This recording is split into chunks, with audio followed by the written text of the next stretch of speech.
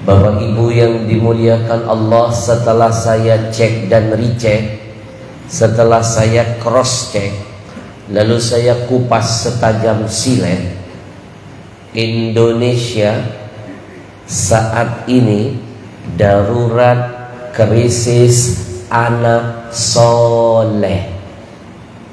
Banyak kacang lupa dengan kulitnya. Banyak anak-anak jadi majikan bagi ayah ibunya. Pendek cerita, banyak anak durhaka dengan orang tuanya. Masih ingat beberapa waktu yang lalu Aceh sempat menggemparkan. Ada kasus seorang wanita yang mengusir ibu dari rumahnya. Betul? Betul. Buat apa punya anak pintar tapi nggak bener?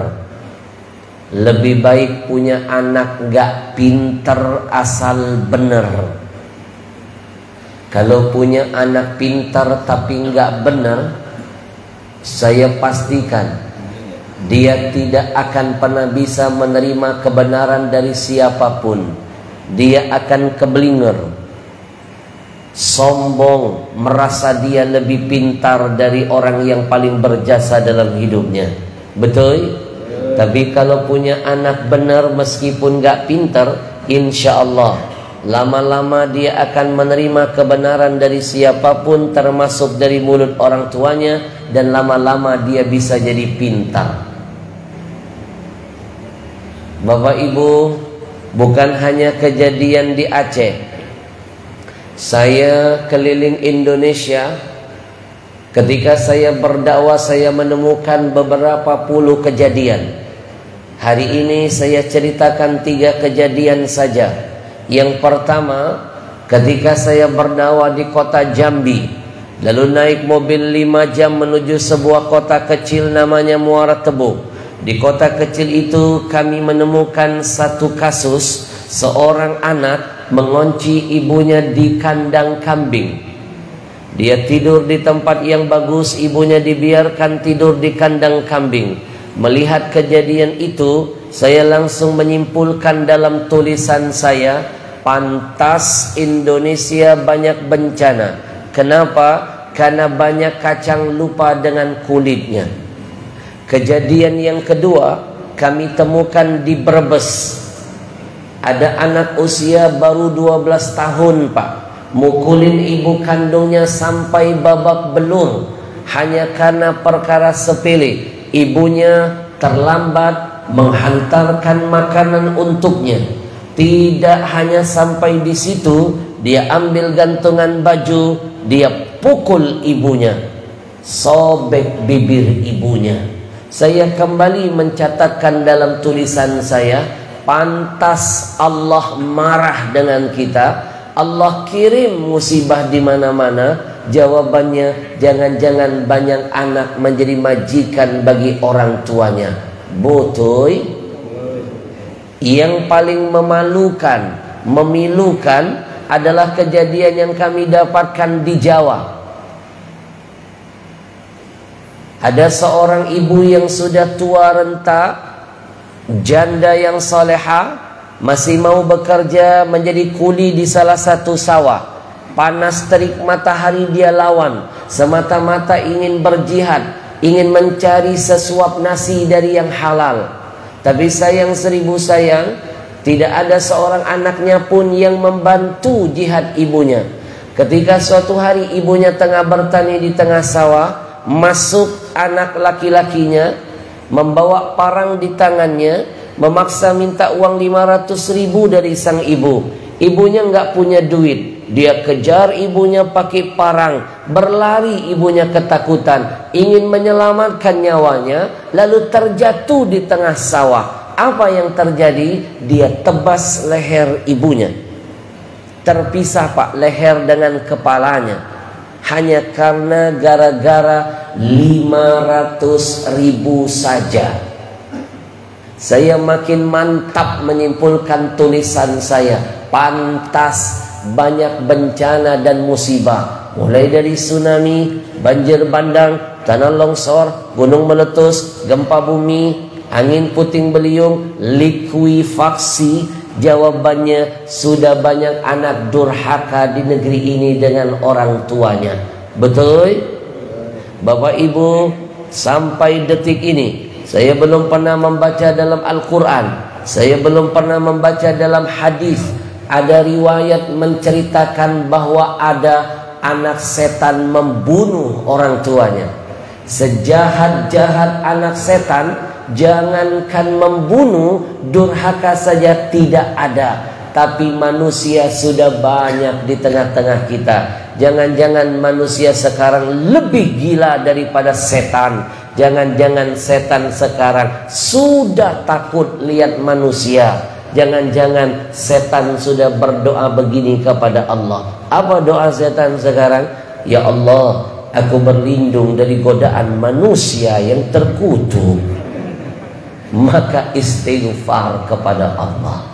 Astaghfirullah Rabbal baraya, astaghfirullah minal khataya, astaghfirullah Rabbal baraya, astaghfirullah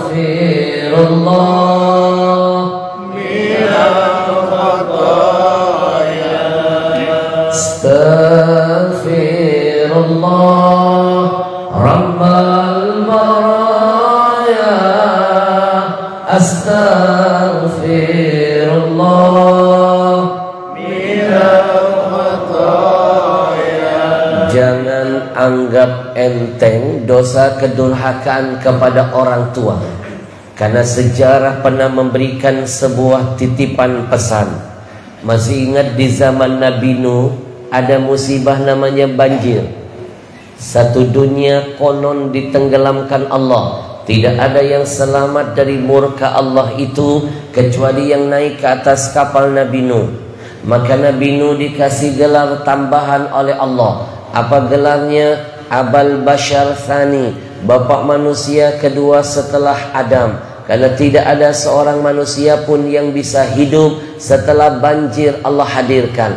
Timbul pertanyaan, kenapa Allah marah, murka, lalu menenggelamkan semuanya? Apa karena sebab umat Nabi Nuh waktu itu suka membangkang kepada nabinya? Ternyata bukan hanya sebab ini. Sebenarnya ada sebab lain yang membuat Allah geram, murka, marah, lalu menenggelamkan semuanya. Sebab apa? Dosa pembangkangan seorang anak laki-laki kepada ayahnya. Siapa anak itu? Kan'an namanya. Durhaka dengan siapa? Nuh ayahnya. Sejarah menitipkan pesan kepada kita. Kalau dulu baru ada seorang anak saja berani durhaka kepada ayah, dunia pernah tenggelam, Allah marah. Lalu bagaimana dengan potret anak-anak milenial zaman sekarang? Bukan hanya durhaka kepada ayahnya, tapi mereka berani mendurhakai ibunya. Bukankah kata Nabi, ibumu lebih mulia 3 kali lipat dari ayahmu. Kalau engkau durhakai ibumu, maka bersiap-siaplah 3 kali bencana, musibah Allah hadirkan dalam perjalanan hidupmu. Apalagi kalau dua-duanya sudah didurhakai. Betul?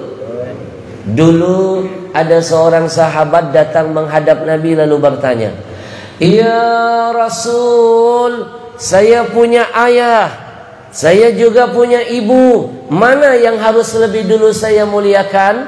Kata Nabi, "Ibumu." Yang kedua siapa ya Rasul? Masih ibumu. Yang ketiga siapa ya Rasul? Tetap ibumu. Yang keempat siapa ya Rasul? Baru ayahmu. 3 berbanding 1.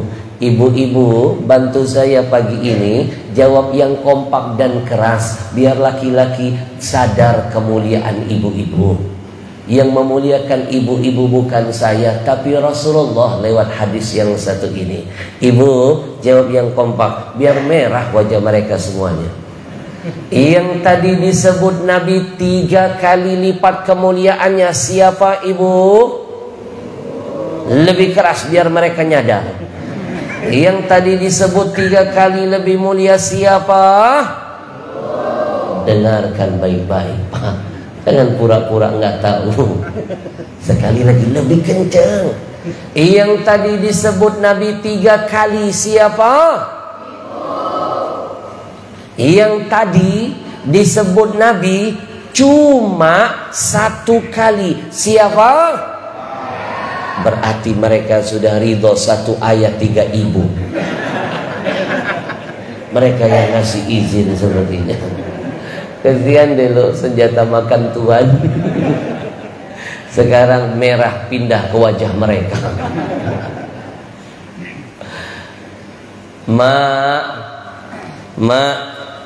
itu sebabnya saya nulis buku ini.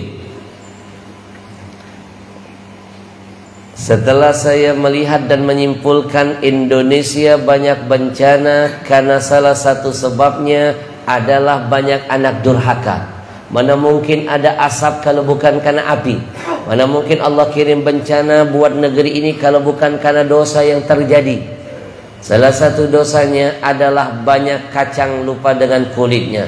Saya tulis buku ini selama 3 tahun setengah. Nulis 1 buku 3 tahun setengah. Nulisnya sambil nangis-nangis. Saya jamin nanti yang baca buku ini nangis terseduh-seduh, ingat dosa dengan ayah ibu.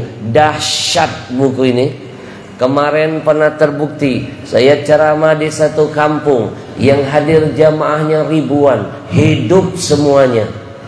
Tiba-tiba saya terharu ketika saya duduk, lihat di belakang nampak seorang preman masih mau duduk mendengarkan kajian. Preman pak, rambut gondrong, muka serem, badan penuh dengan tato. Saya terharu, saya panggil preman itu maju ke depan.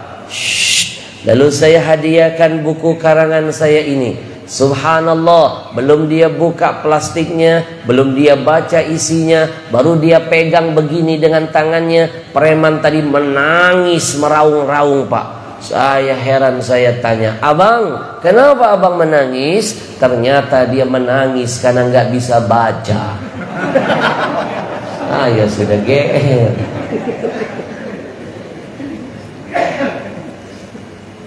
Saya kasih judul buku ini, Ada Surga di Rumahmu. Kalau dalam bahasa Arab, Al-Jannatu fi baitika. Al-Jannatu fi baitika. Jangan malas-malas, sedikit-sedikit pelajari coba bahasa Arab. Jangan malas-malas. Bahasa Arab itu bahasa yang paling berkah. Mana dalilnya? Buka Quran. Quranan Arabian. Bahasa Arab ditempelkan dengan Quran. Quranan Arabian. Quran diturunkan dalam bahasa Arab. Apapun yang menempel dengan Quran pasti mulia. Nih lihat kulit, cuma kulit doang. Kenapa ketika dia kececer, dipegang, dicium, dimuliakan, ditaruh, padahal nggak ada isinya? Karena dia ditakdirkan pernah menempel dengan Quran yang memuliakannya. Betul? Betul. Lihat malaikat Jibril, kenapa jadi afdolul malaika? Karena dia hari-harinya membawa Al-Quran. Lihat kenapa bulan Ramadan lebih mulia dari semua bulan-bulan, karena dipilih menjadi turunnya Al-Quran. Lihat Lailatul Qadar, kenapa lebih mulia dari 1000 bulan? Karena malam itu terpilih jadi turunnya Al-Quran. Lihat umat Nabi Muhammad, kenapa menjadi umat yang terbaik, khairul ummah, mengalahkan umat-umat lainnya. Meskipun umur mereka lebih panjang dari kita, kita lebih pendek, tapi kita insya Allah lebih dulu masuk surga. Nabi pastikan itu. Nahnul akharunal awwaluna yawmal qiyamah. Kata Nabi, kita memang umat paling terakhir, tapi kita paling duluan nanti masuk surga. Takbir.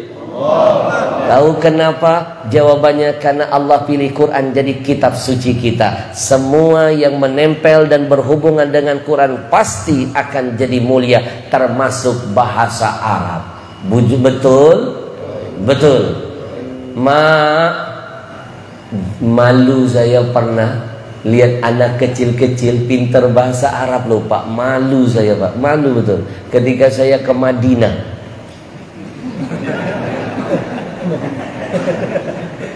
saya kan ke Madinah, itu di sana anak-anaknya kecil-kecil sudah pintar bahasa Arab.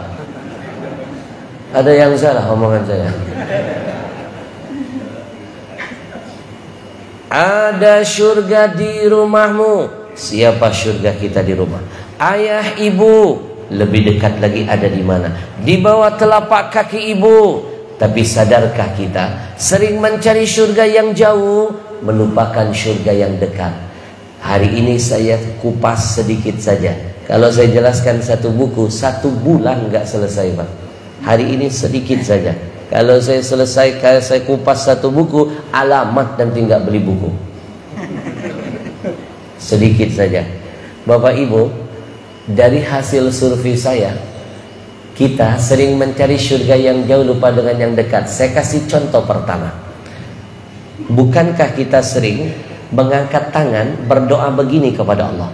Ya Allah, jadikan kami anak yang saleh dan saleha. Ya Allah, jadikan anak-anak kami menjadi anak yang saleh dan saleha. Ya Allah, please ya Allah. Pakai please lagi. Sementara kita belum soleh buat ayah ibu kita. Kepengen anak jadi soleh, kita sendiri nggak pernah soleh. Itu namanya mencari surga yang jauh, lupa dengan yang dekat. Ma fil aba fil abna. Apa yang ada pada orang tua akan turun kepada anak-anaknya. Bapak ibu, saya pastikan gak usah minta kepada Allah, ya Allah jadikan anak kami anak soleh ya Allah. Gak perlu ngomong begitu. Cukup buktikan kesolehan dengan ayah ibu. Allah jadikan anak kita lebih baik dari kita nantinya. Insya